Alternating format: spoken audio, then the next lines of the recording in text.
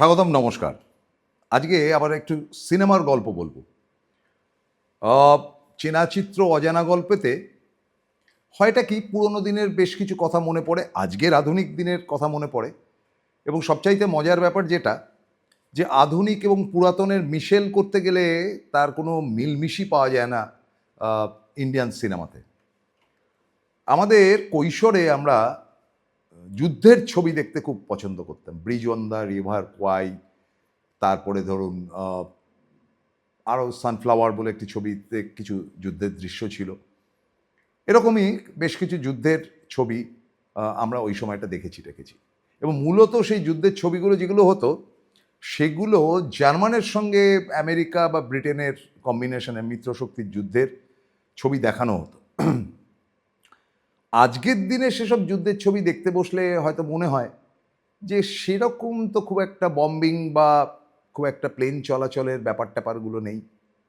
দেখুন, এখন ইরানের সঙ্গে আমেরিকার যুদ্ধ চলেছে, এবং তার সঙ্গে প্যালেস্টাইনের সঙ্গে ইসরায়েলের যে ভাবধারা, গাজা ইত্যাদি।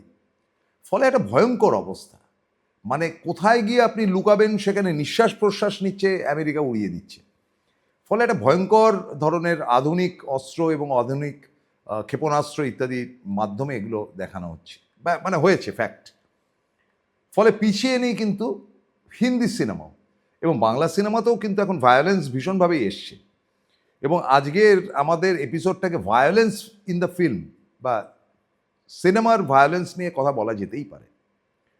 ধরুন 70-এর দশকের আগে অবধি যে সমস্ত সিনেমা হয়েছে, বাংলা ছবিতে তো মারামারির কোনো দৃশ্যের প্রশ্নই নেই।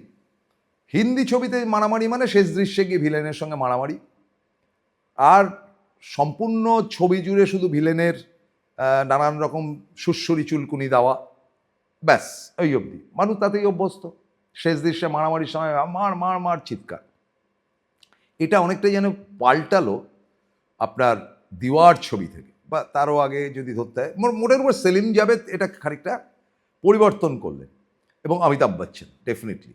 এবং অ্যান্টি হিরো বলতে যেটা বোঝায়, মানে হিরো মানে হচ্ছে রোম্যান্টিক হিরো, খুব ভালো লোক, তা নয়। দেখা গেল যে অমিতাভ বচ্চন লোকটা মানে অ্যান্টি গভর্নমেন্ট, মানে সরকারি যে কাজ বা প্রাতিষ্ঠানিক যে কাজ, তার বিরুদ্ধে গিয়ে কাজ করছে। কখনো ক্রিমিনাল, কখনো ডন, কখনো সিস্টেমের বাইরে যাওয়া ইত্যাদি ইত্যাদি চরিত্রগুলো অমিতাভ করলেন, এবং তখনকার দিনে সেগুলো তো যথেষ্ট গ্রহণযোগ্য হয়েছিল। এবং ভায়োলেন্স বলতে হ্যাঁ, গুলিগোলা চলা বা মারামারির অনেকগুলো দৃশ্য প্রথম থেকে শেষ অবধি এগুলো থাকতো। শক্তি রিলিজ করলো, তার মতো তাই সবই সেলিম জাভেদের কল্যাণে। তারপরে যেন এই শাহরুখ খান, সালমান খান, আমির খানরা যখন আবার ফিল্মে এলেন, অর্থাৎ কিনা 80s 90s এবং 2000-এর মধ্যভাগ অবধি, সেগুলো খুব রোম্যান্টিক, তার গান টানগুলোও হিট করলো, এবং সেগুলো চললেও হই হই করে, এবং মারামারি দৃশ্য থাকতো হয়তো বা, ভয়ঙ্কর কিছু না। কিন্তু বিগত 10 বছর ধরে যে ধরনের হিন্দি ছবি চলছে, এবং একই ক্ষেত্রে বলতে পারি যে ইদানিং বাংলা ছবিতেও সেটা দেখা যাচ্ছে, বিশেষ করে সৃজিত মুখার্জির ছবি, রাজ চক্রবর্তীর ছবি। আমরা বাংলাতে যেটা দেখছি যে মানে শাশ্বত চট্টোপাধ্যায়ের মতন চমৎকার ভালো অভিনেতাকেও কিন্তু ভয়ঙ্কর ইন্সপেক্টর দত্তর ভূমিকায় দেখা যাচ্ছে, অনিমেষ দত্ত, এবং ভয়ঙ্কর মারামারির সমস্ত ছবি, ছুরি দিয়ে কাটাকাটি, রক্তারক্তি, বীভৎসতা, এবং সেগুলো সব রিলিজও করছে নিয়মিতভাবে, মানুষ নিচ্ছে। এখনকার আজকের ইয়াং জেনারেশন ধরুন যদি ওটিটিতে দেখে, তাহলে তো বাড়িতে বসেই দেখতে পাচ্ছে। আর যদি হাউসে গিয়ে দেখে, তাহলে তার টিকিটের দাম বিস্তর। সে পয়সা দিয়ে দেখবে 150 টাকা 200 টাকার একটা টিকিটের দাম, সে মারামারি তো দেখবে। কোনসা প্রেমের ছবি গাছের তলায় গান গাইতে গাইতে, আজকের আধুনিক যুগের ছেলেপুলেরা অন্তত সেটাকেই পছন্দ করছে। তো যাই হোক, তো তারও আমির, শাহরুখ, অক্ষয় ইত্যাদি, বা আপনার অজয় দেবগনের যে কোনো ছবিতেই মারামারির দৃশ্য প্রচুর থাকছে, এবং সেগুলো পার্ট 1, পার্ট 2, পার্ট 3 করেও গেছে এটাছে। তো এখন বিগত 10 বছরে এরা আরেকটুখানি সরে গেছে। যারা এসছেন তাদের মধ্যে শীর্ষে নাম থাকা হচ্ছে কি দুটি আর্টিস্ট। একজন হচ্ছে রণবীর কাপুর, আরেকজন হচ্ছে রণবীর সিং। রণবীর কাপুরের বিগত বেশ, রণবীর কাপুরের সম্বন্ধে প্রথম বলে রাখা ভালো যে রণবীর কাপুর হচ্ছেন গিয়ে ঋষি কাপুর এবং নিতু সিং এর পুত্র। যথেষ্ট ভালো অভিনেতা, ভ্যারাইটি অ্যাক্টিং করেছেন, বহু ছবিতে অভিনয় করেছেন এবং রোম্যান্টিক তো বটেই, আবার বিভিন্ন ধরনের চরিত্র করতে অভ্যস্ত, যেটা তার বাবা কোনোদিন করেননি। ঠাকুরদা অর্থাৎ রাজ কাপুরকেও কিন্তু এত ভ্যারাইটি অ্যাক্টিং করতে দেখা যায়নি। কখনো তিনি তোতলা, কখনো তিনি বোকা বোকা, কখনো তিনি ভয়ঙ্কর, মানে সেই ভায়োলেন্স মানে কল্পনা করা যায় না। কখনো তিনি সঞ্জয় দত্তের ভূমিকায় সঞ্জুতে অভিনয় করছেন। তো এটা একটা পার্ট, এটা দর্শক কিন্তু একটা অদ্ভুত ধরনের মিক্স অ্যান্ড ম্যাচের রণবীর কাপুরকে গ্রহণ করেছে। তো আমি বলছি রণবীর সিং, এবং রণবীর সিং যখন প্রথম ছবিতে এলো পাঞ্জাবি ছেলে, তখন কিন্তু প্রথম দিকে সেও রোম্যান্টিক ছবি টবি করেছিল, মানে ওই বিয়েবাড়ির গল্প নিয়ে সেখানে ফুড সাপ্লাই বলুন, বিয়েবাড়ি সাজানো বলুন, এরকম নিয়ে আর কি বেশ ছবি হয়েছিল। কিন্তু তারপরেই ধীরে ধীরে ধীরে ধীরে তার প্যাটার্নটা ভ্যারাইটিতে পরিণত হলো, বিয়েও করলেন। এবং দীপিকা পাড়ুকোনের সঙ্গে তার বিয়ে হওয়ার পর যে ছবিগুলো আমি দেখতে পাচ্ছি সেগুলো ডেঞ্জারাস ভায়োলেন্সের, এবং ভায়োলেন্সের যে ব্যাপারটা দেখা যাচ্ছে, যেমন ধরুন আলাউদ্দিন খিলজির তিনি চরিত্র করেছিলেন, ভাবা যায় না তিনি রোম্যান্টিক এবং নায়ক। সে নায়ক হিসাবে তিনি যে কত দুর্ধর্ষ খারাপ লোকের রোল করতে পারেন সেটা আলাউদ্দিন খিলজির রোল পদ্মাবতীতে দেখেছিলাম, মানে ভয়াবহ চরিত্রের অভিনয় করেছিলেন।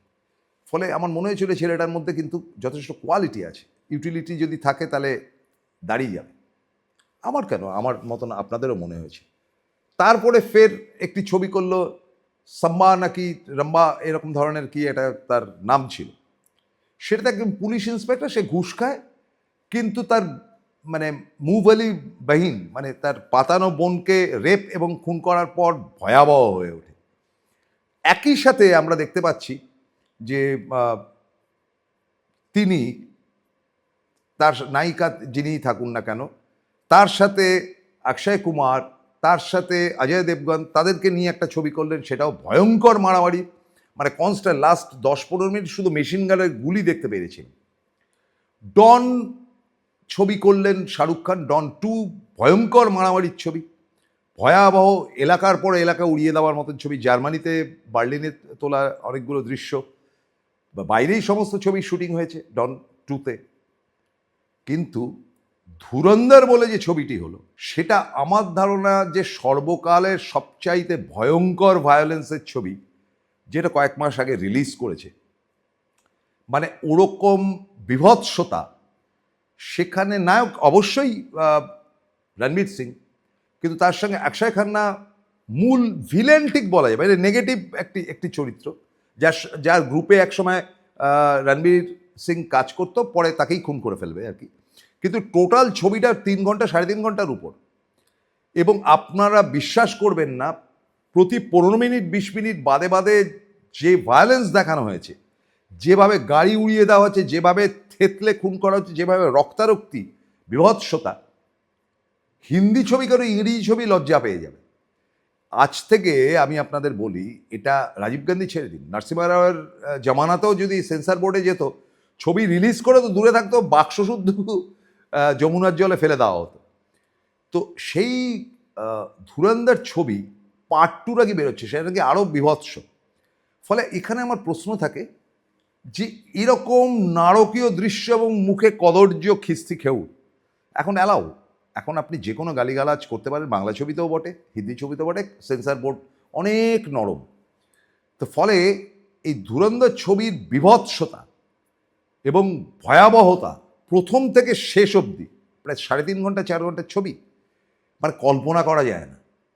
এবং এই ধরনের ছবি আজকের ইয়াং জেনারেশনকে ভালো লাগাচ্ছে, জানি না আমাদের মতন প্রৌঢ়রা এই ছবি দেখতে বসেও তো আমরা ঘাবড়ে যাচ্ছি না ঠিক, মানে আমরা ঠিক এনজয় বলতে যেটা বোঝায় একসময় যেটা দেখেছি সেটা পাচ্ছি না, কিন্তু দেখছি, দেখে ভয় পাচ্ছি, আতঙ্কিত হচ্ছি, ভয়াবহ সমস্ত ব্যাপার স্যাপার দেখছি।